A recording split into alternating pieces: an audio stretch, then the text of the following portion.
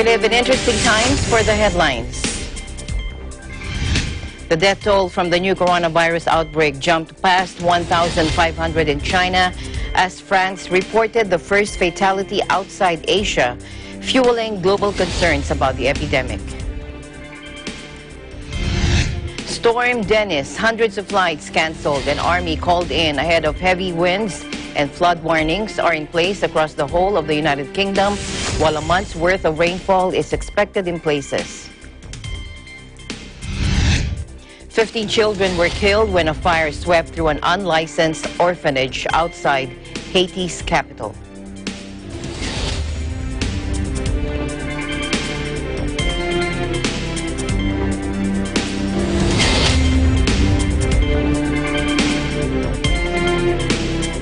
I'm Alma Angeles, wherever you're watching from around the world. Thank you very much for joining us, and now to the news.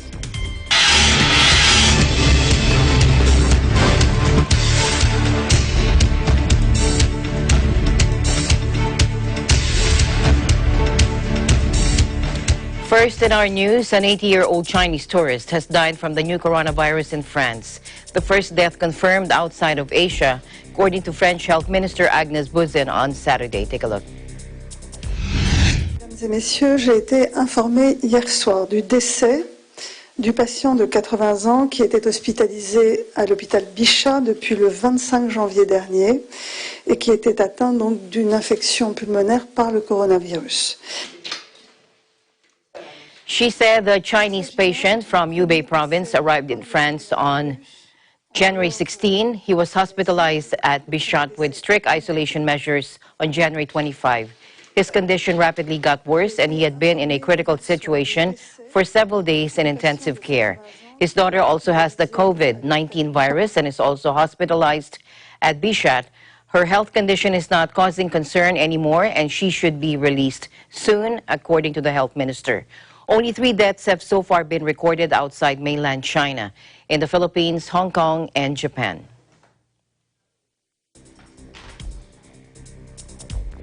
The death toll from China's new coronavirus epidemic jumped past 1,500 on Saturday, but new infections fell following a midweek surge caused by a change in the way cases are counted.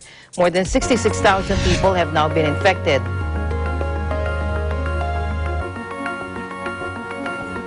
More than 66,000 people have now been infected in China from a virus that emerged in central Hubei province in December before spreading across the country a month later and causing global panic.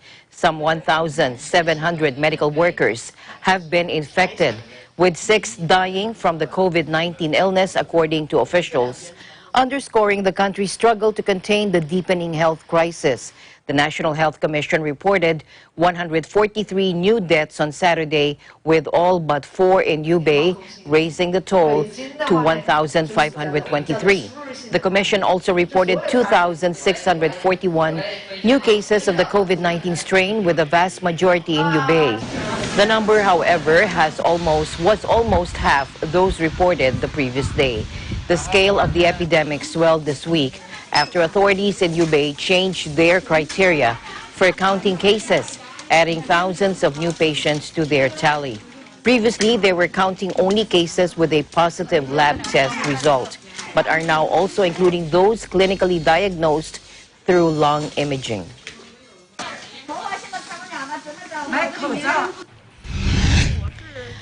A young couple with a 1-year-old child infected by coronavirus were discharged from Beijing Yuan Hospital, one of the 20 hospitals treating COVID-19 patients in Beijing on Friday. All 3 members caught the virus when stopping in Wuhan for a couple of hours on their way to meet relatives. The hospital gave the family flowers as they took photos with the staff. The hospital was keen to point out the number of patients in their care was decreasing.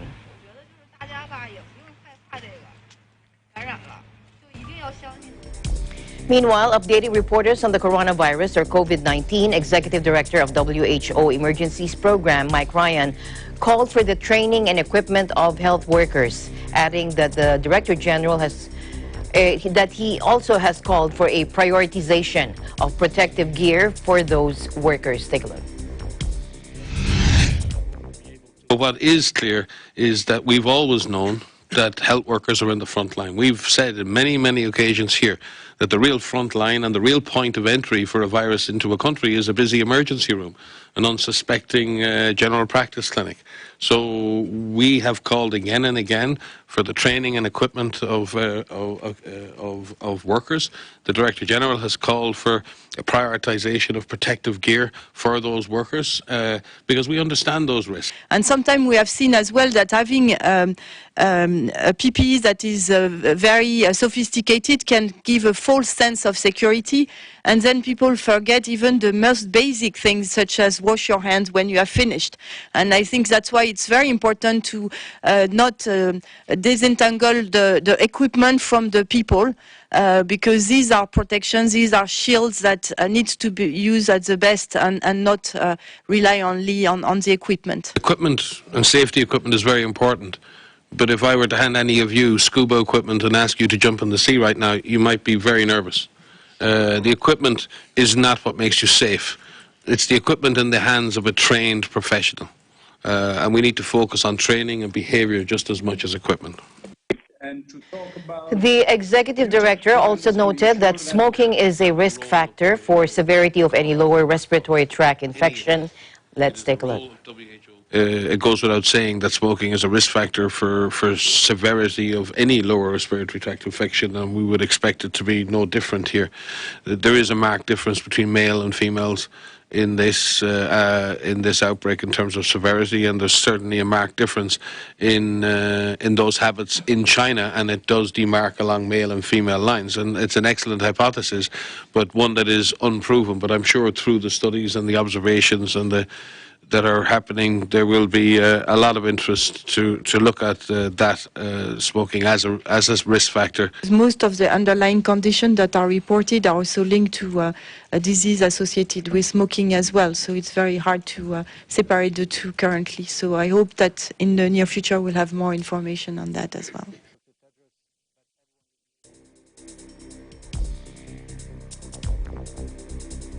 Meanwhile, prominent figures in the Chinese communities in Italy warned of episodes of latent racism against their compatriots by Italians fearful of catching a deadly viral outbreak. Jeremiah San Vicente Abad reports from Italy.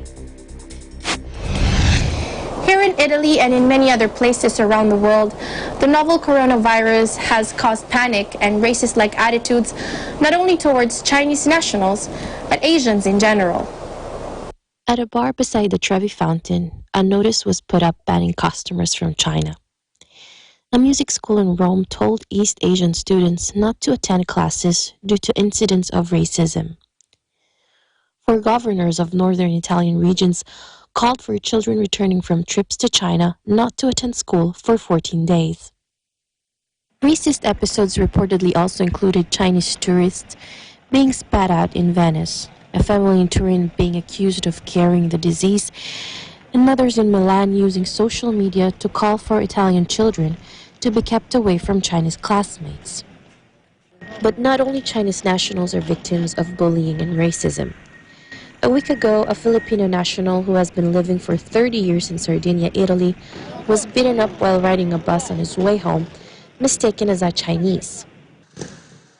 Another Filipino, this time a 5-year-old boy, was victim of insults. He reportedly approached a little girl at a mall to play, but was pushed away by the girl's father, who called him a filthy Chinese who infects with virus. At the moment, the 3 confirmed cases of novel coronavirus are in stable conditions and under observation at the Spallanzani Hospital here in Rome, Italy. I'm Jeremiah San Vicente Abad, and I am 1 with 25. Meanwhile, Egypt confirmed its first coronavirus case and said the affected person was a foreigner who had been put into isolation at hospital. The sufferer was not Egyptian, according to the ministry in a statement, without specifying the nationality. The health ministry said in a statement that it had immediately informed the World Health Organization and had taken all necessary preventive measures. It didn't give the nationality of the affected person or any other details. This is the first known person on the African continent to have contracted the virus. Earlier this month, Egypt suspended all flights on its national carrier to China, and they will remain grounded until the end of the month.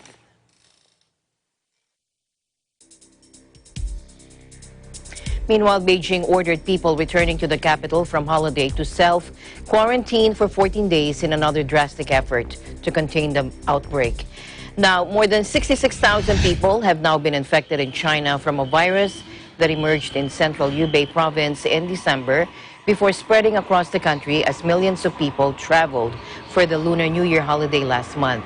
The holiday was extended by several days to prevent further contagion, but people have slowly started to return to work in the past 2 weeks, though many are doing their jobs from home and schools remain closed. Beijing's municipal government enacted a rule on Friday requiring all people coming to the capital to quarantine themselves for 14 days, warning that violators would be punished according to official media. But it was unclear how authorities would enforce the measure. And in another drastic preventive measure, China's central bank said that used banknotes were being disinfected with ultraviolet light or high temperatures and stored up to 14 days before they are put back into circulation. Take a look. 我们暂停了现金的跨省调拨，以及部分疫情严重地区省内调拨，尽可能的呢减少人员流动，降低呢在途感染及传播的风险。最后呢，我们是在现金回笼发放过程呢做到卫生可控。我们要求商业银行现金业务按照收支2条线来进行，对外付出现金呢尽可能以新钞为主，回笼现金对医院、劳贸市场等渠道的现金呢采取特殊的处理，并单独封存，消毒以后呢交存人民银行，不得呢对外支付。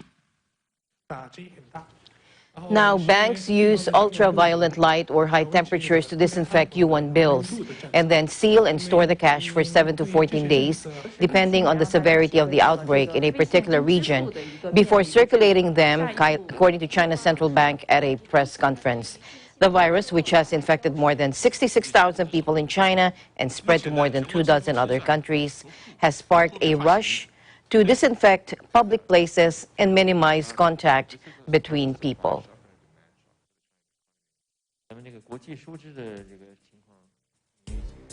And American passengers quarantined aboard the Diamond Princess cruise ship in Japan, where scores of people had tested positive for the novel coronavirus, are to be evacuated on Sunday, according to an email sent to them by the United States Embassy in Tokyo. The aircraft will arrive in Japan in the evening of February 16, and then buses will move them and their belongings from the ship to the aircraft. It added that the 428 passengers would be screened for symptoms, and they said they are working with Japanese partners to ensure that any symptomatic passengers receive the required care in Japan if they cannot board the flight. As of Friday, authorities said 218 of the 771 passengers and crew that have been tested are positive for the virus, also known as COVID-19. At least 32 were Americans.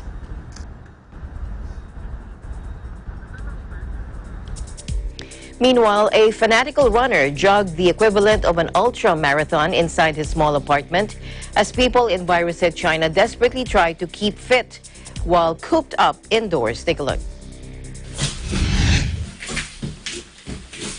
The country is at the center of an outbreak of a new coronavirus, leaving more than 1,500 dead and sparking global alarm.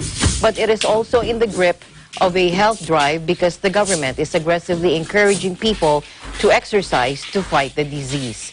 Now, with much of the 1.4 billion population ordered indoors and gyms closed, people are competing to outdo each other in how many bottles of water they can lift, how many push-ups they can do with their children on their backs, and how many flights of stairs they can scale in their tower blocks. But Pan Shan-ku has easily won the unofficial gold medal, saying he jogged 66 kilometers in a loop at home in 6 hours and 41 minutes. Now he has the data tracker that he says proves it, and the 44-year-old's feet, and a video of him repeatedly circling furniture in his apartment went viral in China. On another occasion, Pan ran 30 kilometers on the spot in his bathroom and live streamed it to inspire others who have similarly been confined at home for the last 2 weeks.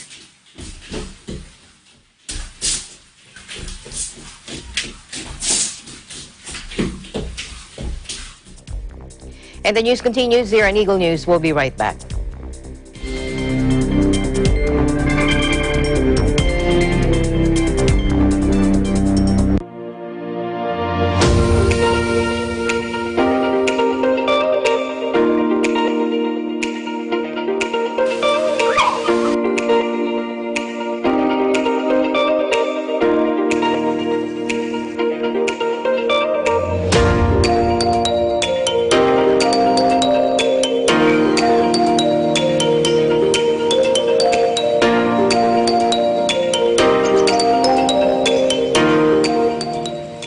Visiting the Philippines, Manila or Quezon City is a popular destination. But oftentimes the hustle and bustle of the city can be more stressful on your vacation. So when you feel the need to reconnect to nature or relax again, there's a beautiful oasis just outside of the city called the Garden at Ciudad de Victoria.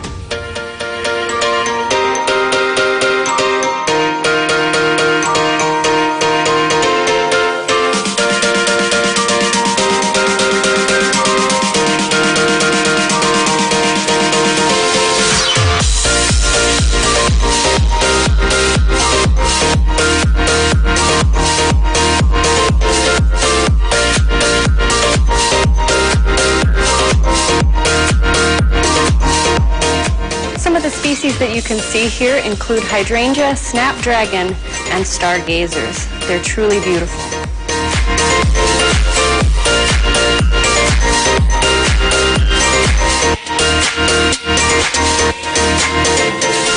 The gardens at Ciudad de Victoria are so peaceful, tranquil, and beautiful that it's become a haven for young couples and a very popular venue for engagement photos.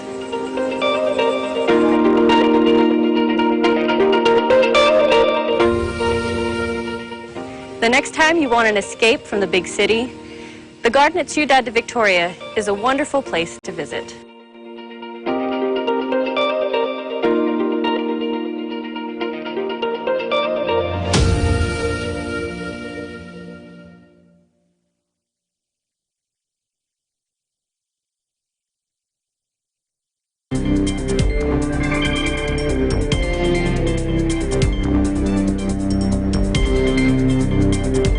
Welcome back. After last week's Storm Ciara, Britain is now bracing for Storm Dennis.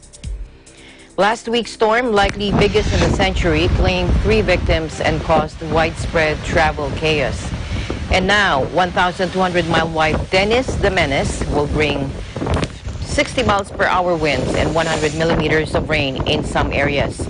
Storm Dennis has exploded into a bomb cyclone, according to meteorologists, as they dubbed it one of the worst North Atlantic storms ever recorded.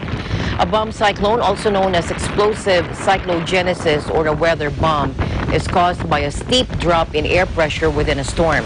It usually creates winds of 74 to 95 miles per hour. Now, for a bomb cyclone to begin, air pressure must drop by 24 millibars within 24 hours, which means a rapid shift from good weather to bad. Now, this process is sometimes called bombogenesis or weather bomb. The phenomenon got its name due to the dramatic drop in pressure being similar to a bomb exploding. Now, 2 bomb cyclones are going to merge into one of the strongest ever storms, and it's going to be called Dennis. No fewer than 40,000 passengers have been affected by travel disruption so far, as budget airline EasyJet canceled already 234 flights from, to, and within the UK, as the 4th named storm of the year brings 70 miles per hour winds and 100 millimeters of rainfall in some areas from Saturday morning local time.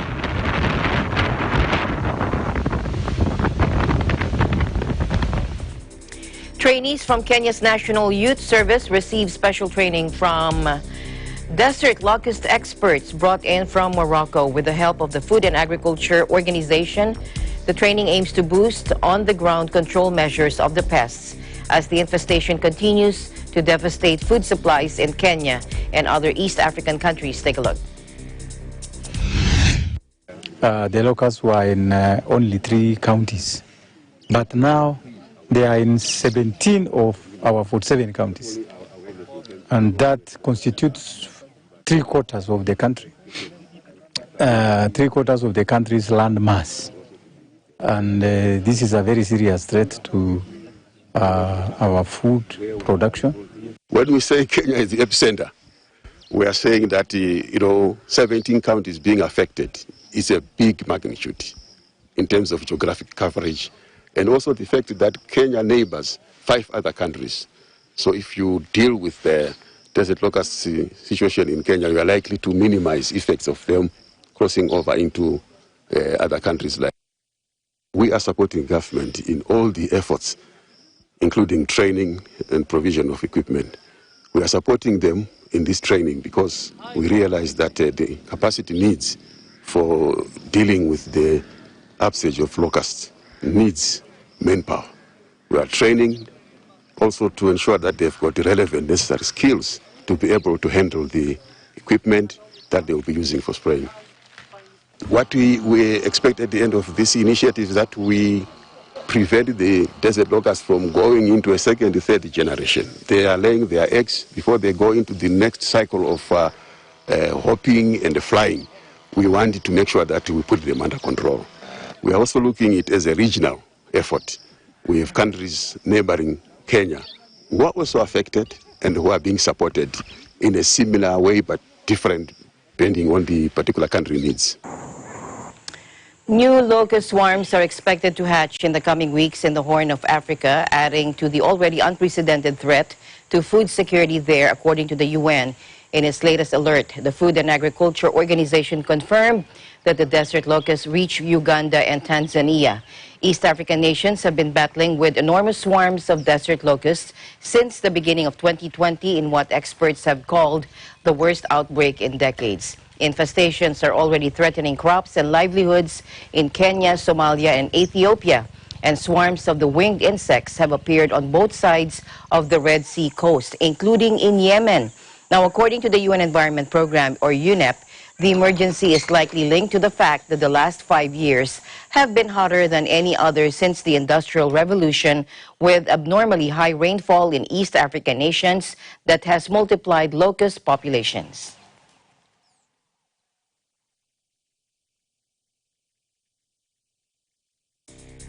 Meanwhile, the United Nations chief said there is a link between climate change and the unprecedented locust crisis plaguing East Africa. Take a look. A very good afternoon. Africa has done the least to cause this emergency, yet suffers some of the most devastating consequences. To address those consequences, I continue to press for greater international support for financing, adaptation and resilience across the continent. Global commitment is needed also to reach carbon neutrality by 2050, including by the big emitters. It's essential that the developed world reduces its emissions. It's essential that other big emitters reduce their emissions. And it's essential that the developed world strongly supports Africa in adaptation, in building resilience, and in the financial requirements that Africa needs to face climate change. And there is also a link between climate change and the unprecedented locust crisis plaguing Ethiopia and East Africa. Warmer seas mean more cyclones, generating the perfect breeding ground for locusts. Today, locust swarms are as big as major cities, and this is getting worse by the day. The FAO tells us that a swarm the size of Paris will consume in one day as much food as half of the population of France. I want to express my deep solidarity with the people and communities affected. The United Nations has issued an urgent appeal for assistance. I ask the international community to respond with speed and generosity to ensure an effective response and control the infestation while we still have that chance.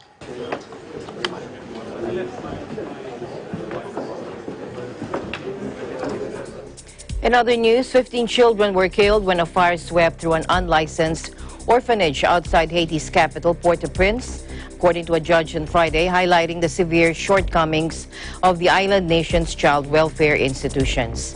2 children died in the blaze and 13 others died at a hospital as a result of smoke inhalation, according to Magistrate Raymond Jean Antoine. The building, which had not been authorized to operate as an orphanage since 2013, housed about 66 children. The fire in Kenskoff, a town of 50,000 south of the capital, began shortly after 9 p.m. Thursday, according to the judge. According to one of the children, the fire was ignited by candles that the young occupants had lit in their rooms because the electricity was out.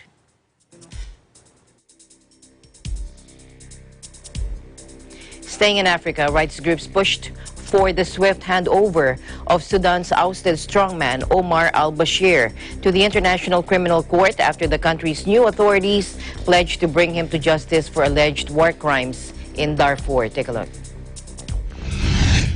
Sudan this week agreed to hand over ex-President Omar al-Bashir to the International Criminal Court for his role in alleged war crimes in the Darfur region. Bashir is detained in his country after being convicted of corruption, an allegation that he denies. Wanted by the ICC, he evaded arrest for more than 10 years. Meanwhile, 10 months after his ousting, acute shortages of bread, fuel and foreign currency continue. There is no accountability. We hear about the smuggling of bread, gasoline and everything else. However, we never hear that any of those smugglers were hanged or tried. What our country has witnessed, from shortages in supplies and high prices, is just a scene that reflects the miserable economic situation that has been inherited from the era of destruction. The East African nation's economy remains in shambles after years of unrest and the secession of South Sudan in 2011.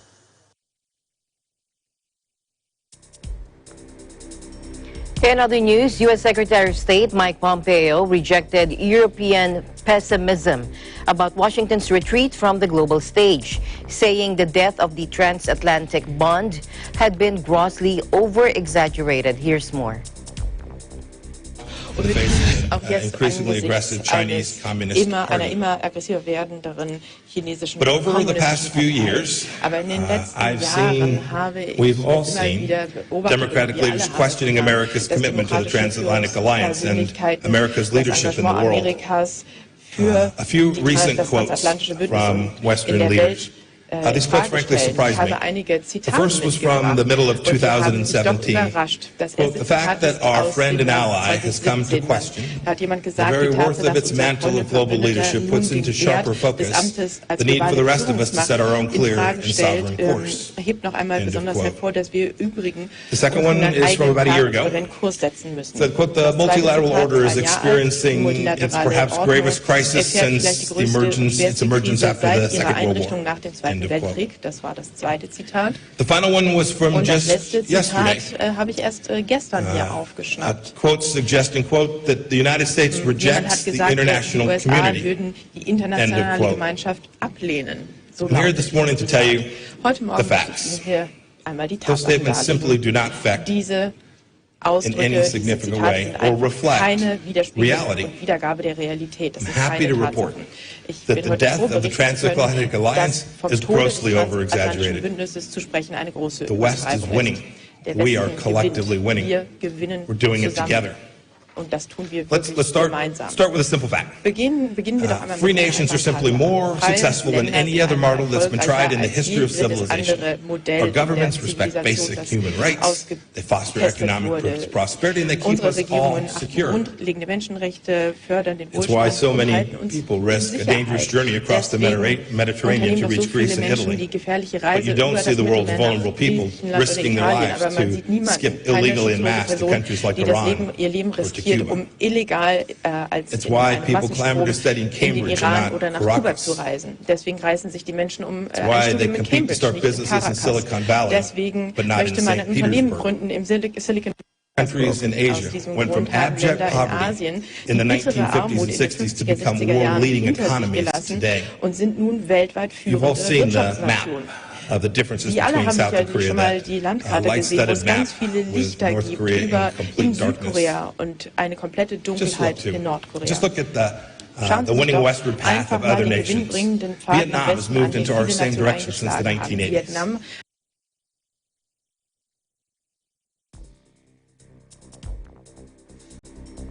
Eagle News, we'll be right back. Stay tuned.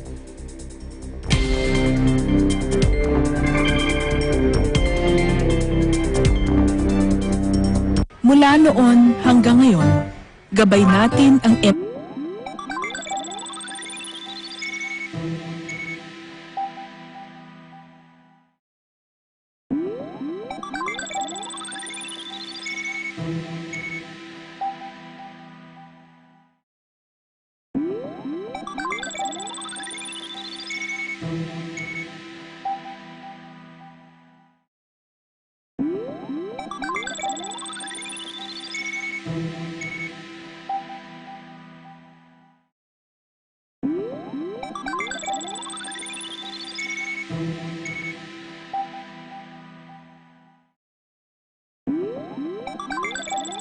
Aquino here at Hatley Castle, one of the filming locations for the X-Men series. Don't forget to tune in to Digital Nest only on Net 25.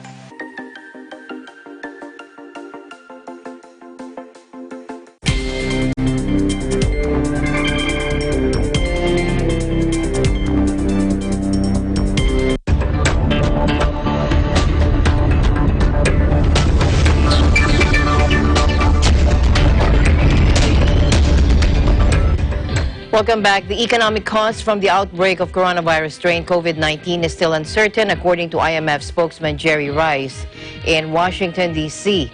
The IMF is looking at all the data available and hopes to have a more concrete sense of the ultimate impact to share with the G20 when it meets in Riyadh. Take a look. The uncertainty is just too large at the moment. The uncertainty is too big to make any specific forecasts or projections. So the best we can do is try to look at various possible scenarios and how they play out. And that's what the managing director talked about yesterday. She talked about the V-shape scenario, which we would all hope for. That's not a prediction, it's not a forecast. What we would hope for, because that would be the best possible outcome in terms of the economics.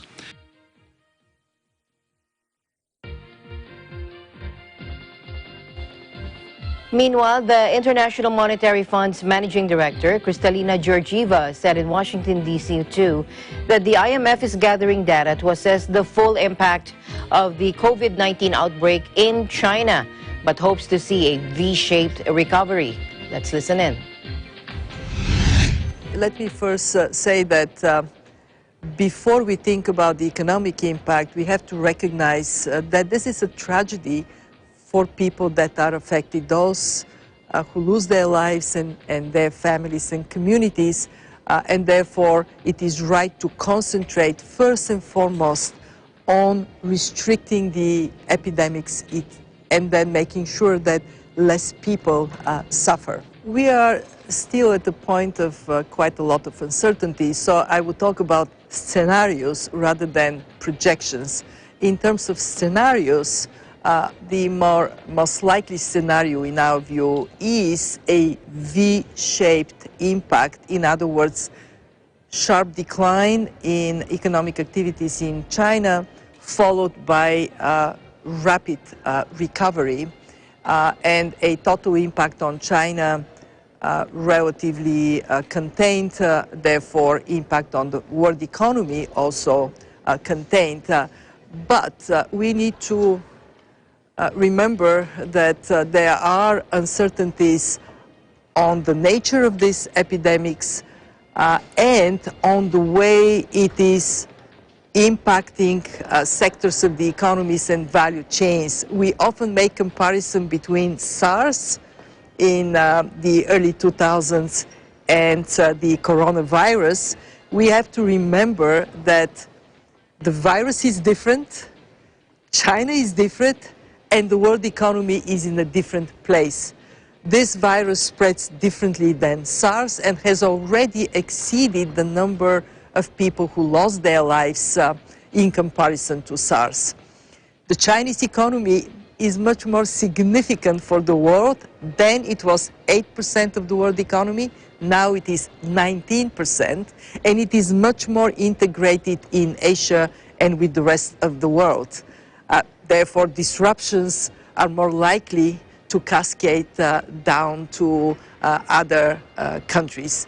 And three, the world economy in the early 2000s was in a very strong shape, whereas today we are projecting a relatively modest global growth, 3.3%.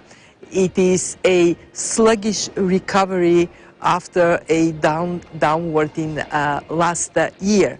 For all these reasons, we have to carefully assess what the impact is and turn a scenario into projections. We expect to have more data based on the restart of factories and production in China within the next week to 10 days. Ask me again then.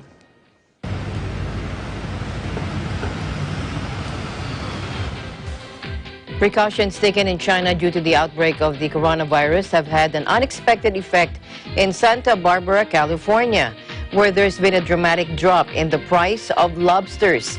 The season has been healthy for the lobsters, but with access to Chinese markets now limited, the price per pound of lobster has been lowered by fish markets and restaurants. Take a look.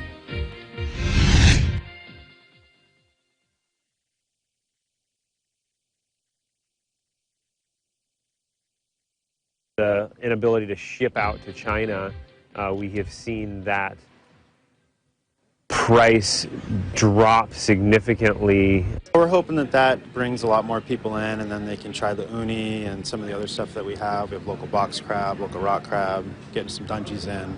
So, yeah, hopefully that price brings some people in. Well, it was a good deal apparently, and it's my favorite food. I don't eat it very often, so beautiful environment, beautiful food.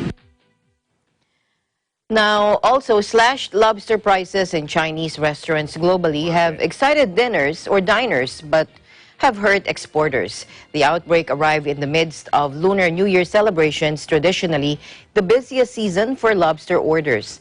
Now, lobster is popular for holidays and other celebrations, so the fishermen were counting on the Chinese New Year. But then the Chinese government told everyone to stay home. China is the world's largest importer of lobster, with most of its imports coming from Canada, Australia, Cuba, and New Zealand. The United States was a major exporter to the Chinese market until the trade war between the world's two largest economies disrupted bilateral ties and allowed Canada to step in and increase its supply.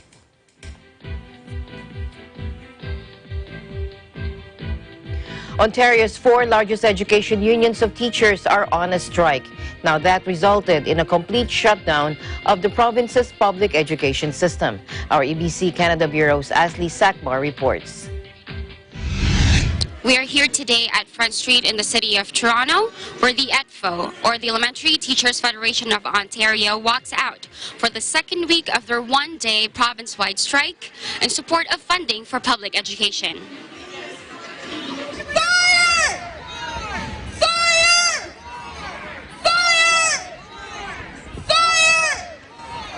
Elementary classes are suspended as 83,000 members of the ETFO, or the Elementary Teachers Federation of Ontario, gather at the picket lines to protest for government's cuts to education. Last year in November, ETFO voted for a Work to Rule campaign, which escalated to an ongoing 2-week rotating strike from various school boards across the province from February 3rd to February 13th after no agreement was made between the provincial government and the teachers' union. In connection to this, Various school boards, including the Toronto District School Board, or TDSB, announced the cancellation of first-term report cards for elementary school students as part of the Work to Rule Job Action campaign by the EDFO. According to a member of the EDFO, "We strongly believe in things we are fighting for, and as a result will not concede just to reach an easy agreement. We will continue to fight for our students, to protect their rights to quality public education, and to fight for what we believe in." As a result of the situation, the Ford government recently announced a reimbursement up to $60 per day in childcare costs, specifically for parents of kids up to age 12.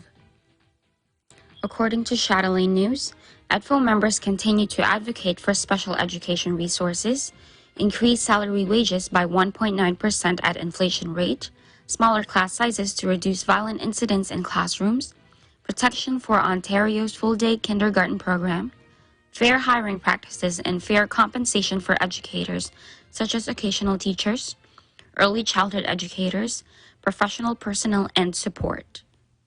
The goal is for the Ford government and Stephen Lecce, Minister of Education, to return to the bargaining table to resume contract talks, according to Sam Hammond, Union President of EDFO. We need public education to be properly funded. We need to reverse the cuts. And Stephen Lecce, we are tired of the narrative that teachers are out here for themselves. We are not out here for ourselves. We are out here because we love our work, we love students, we love teaching, and we want to be back in the classroom. We are so supported by our brothers, sisters, comrades in the labor movement, and we are shoulder to shoulder and standing together to fight for the future of public education. You're incredible, ETT. Your smiling faces and your energy and your enthusiasm is so contagious. And Ontario's going to know, and educators throughout Canada are going to know and see that Ontario teachers, Ontario education workers care about kids and care about their futures. Thank you so much, and we'll continue to stand strong today. Solidarity, ETT. You're amazing. What began as talks and contract negotiations between the teachers' unions and the Ontario government back in 2019 has escalated to a series of rotating strikes that has left thousands of classrooms empty in Ontario. From Toronto, Canada, Ashley Sakmar, Eagle News 1/25. Airbus reported a net loss of 1.36 billion euros in 2019 after being hit by a 3.6 billion euro fine over a bribery scandal and extra development costs for the A400M transport aircraft. Take a look. 67 by end of 2023. So welcoming can be a very, very appropriate solution for some of the needs in the market.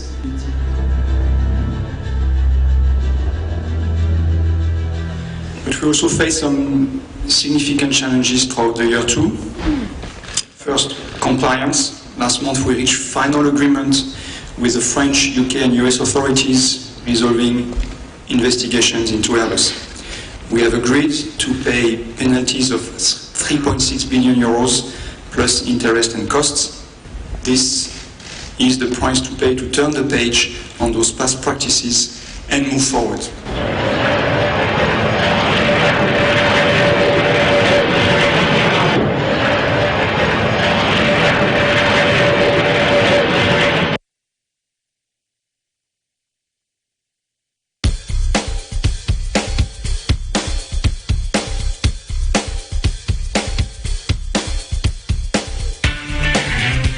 Five of Apple's Beijing stores open today.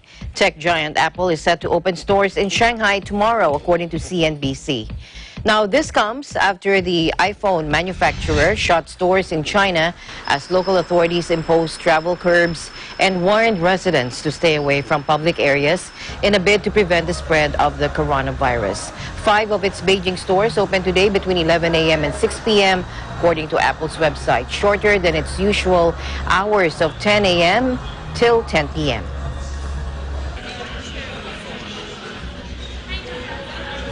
And top U.S. officials fired a fresh broadside at Huawei on Saturday, warning the Chinese tech giant posed a threat to NATO if allies allowed it to build new 5G communications network. U.S. Secretary of Defense Mark Esper said Huawei was the poster child for China's nefarious strategy, quote, to infiltrate and dominate crucial Western infrastructure. Key U.S. allies in Europe, notably Britain and France, have said they will not ban Huawei from building 5G networks that will permit near instantaneous data transfers, but will impose restrictions. Publicly, the U.S. has been restrained in its response to London's decision, but President Trump was reportedly furious. A U.S. indictment on Friday laid fresh criminal charges against Huawei related to theft of intellectual property, adding to earlier allegations the company stole trade secrets from American carrier T-Mobile. Huawei vehemently denies the U.S. allegations, and Beijing has characterized the company's treatment as economic bullying.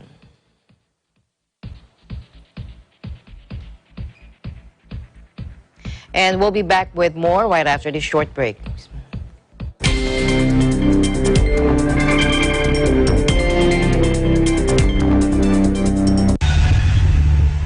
We are living during the most extraordinary time in human history. All transport will go fully electric. Es wird eine völlig neue Mobilität geben, meine Damen und Herren. Rev, the new auto show on DW. Getting you into gear on cutting-edge developments. Wasserstofferzeugung braucht Energie. We focus on green technology. Das Auto ist im Betrieb absolut emissionsfrei. And also feature head-to-heads. And the latest launches. Das Fahrgefühl war gut, er lässt sich sehr gut fahren, er liegt sehr gut auf der Straße. And mobility stories from around the world. Mercedes depuis 2005.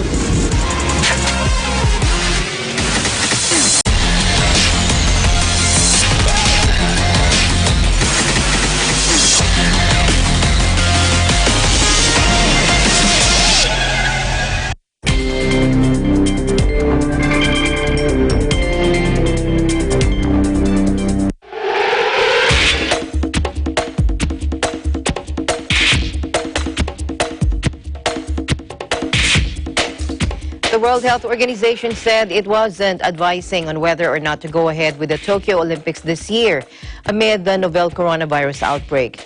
But Michael Ryan, head of WHO's Health Emergencies Program, said the UN agency could offer technical advice on how to handle possible risks around the event. Take a look.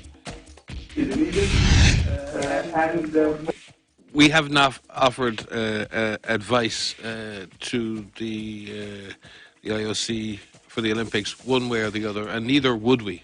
It's not the role of WHO to call off or not call off any event. It is the role of WHO to offer technical advice, to support a considered multi-layered risk assessment around the event, to offer advice on risk reduction and risk mitigation measures, to offer advice on risk response measures, and it is the decision of hosting countries and the organising agencies to make that decision. Now, 24 countries, including Japan, have confirmed cases of the disease, which the WHO has declared a global health emergency. Tokyo organizers have slammed as fake news and scaremongering over the coronavirus outbreak for causing panic ahead of the Games, which open on July 24.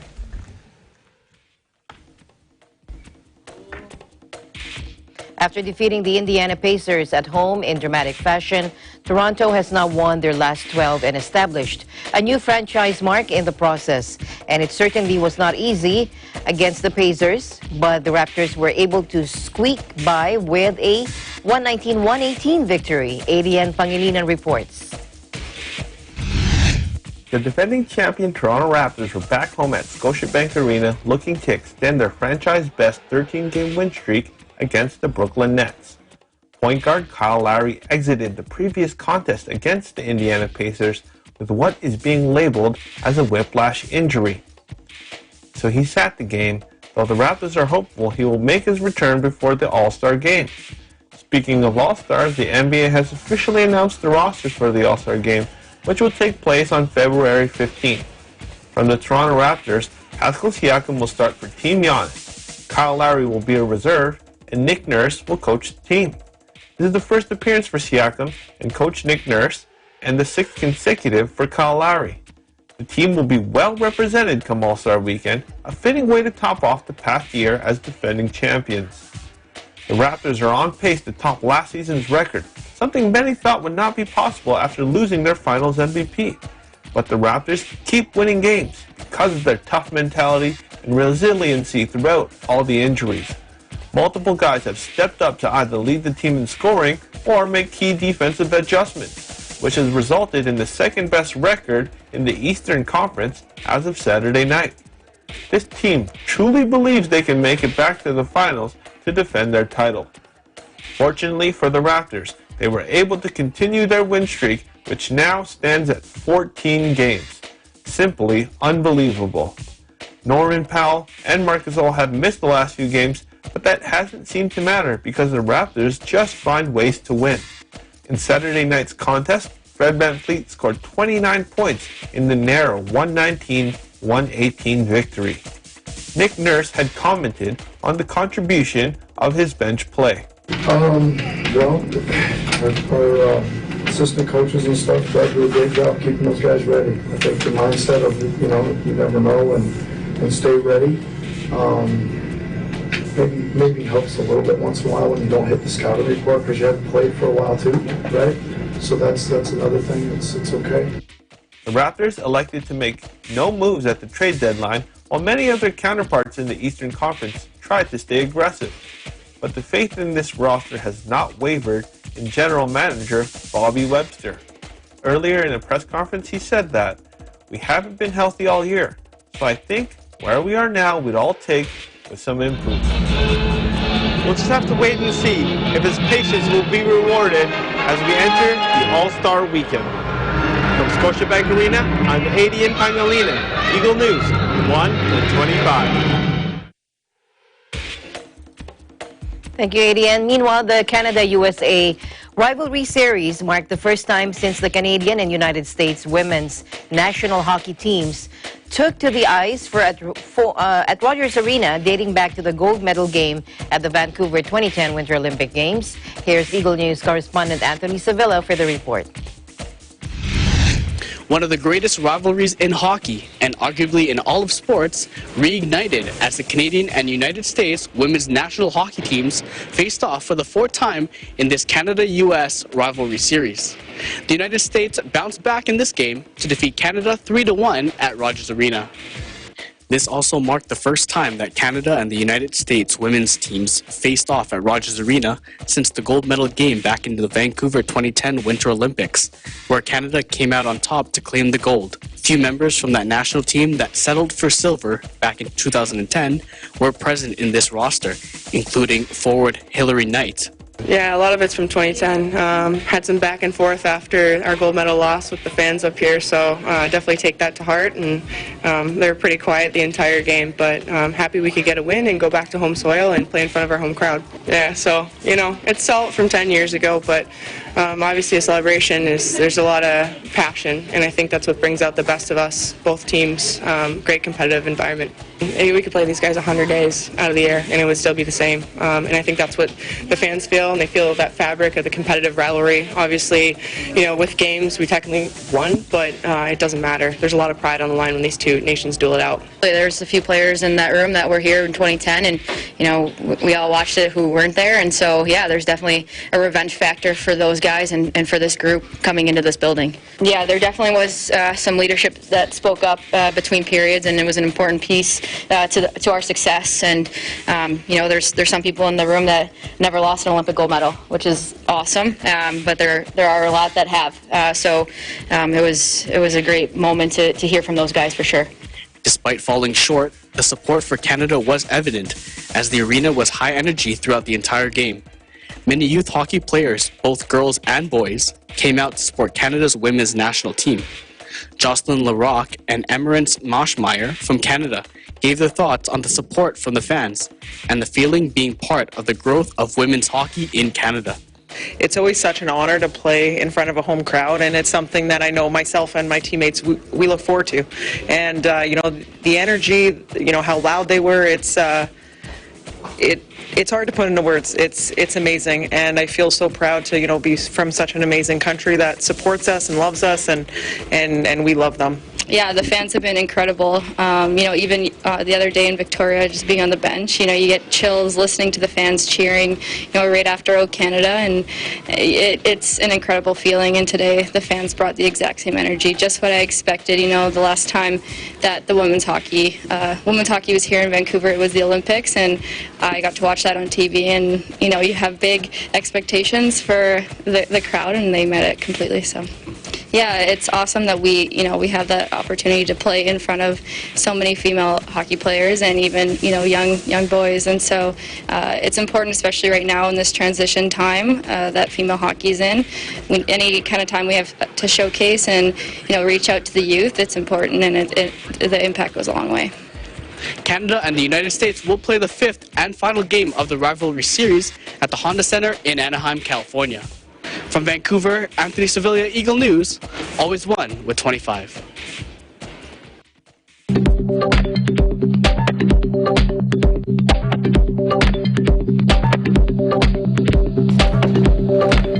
The 9th edition of Bahrain for All kicked off in Manama. To tell us more about it, here's our Middle East correspondent, Lorlyn Kalimliam, reporting from Bahrain.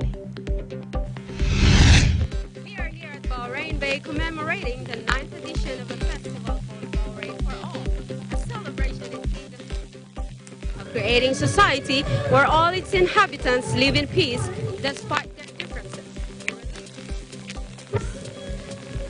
This year's annual Bahrain for All celebration, with its theme, Leaving Nobody Behind, holds a two-day event at the modern face of Bahrain, the Bahrain Bay. The essential purpose of this event is to acknowledge and recognize all nationalities. Despite having different religions and cultures, they freely exercise their rights in the kingdom. This is very evident as mosques and matams are positioned alongside with churches, synagogues, and other places of worship services from different groups. Locals and expatriates introduced some of their special products and services and presented their vibrant cultures with their best performers on stage, with a special participation of the able centers and schools and the police band from the Ministry of Interior.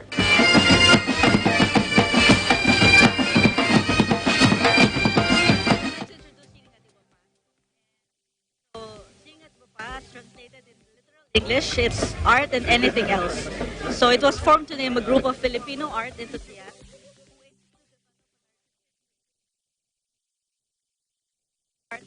of Bahrain and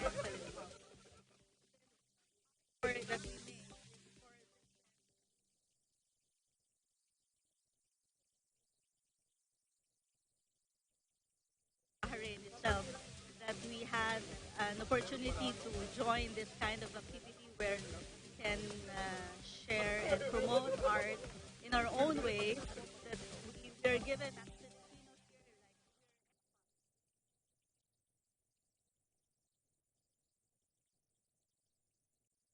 and other nationalities, that we're here to unite and to experience the whole different cultures of the world, or which nationalities we have here in Bahrain.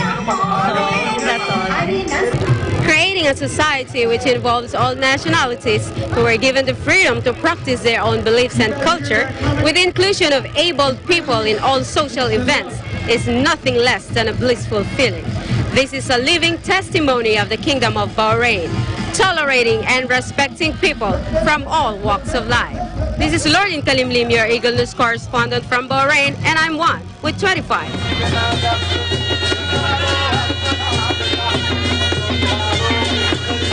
Thank you, Lorlyn. And that is the news for tonight. I'm Alma Angeles. Join us online and here again next week. From all of us here at Eagle News, thank you, and we'll see you soon. I'm always one with 25. Good night.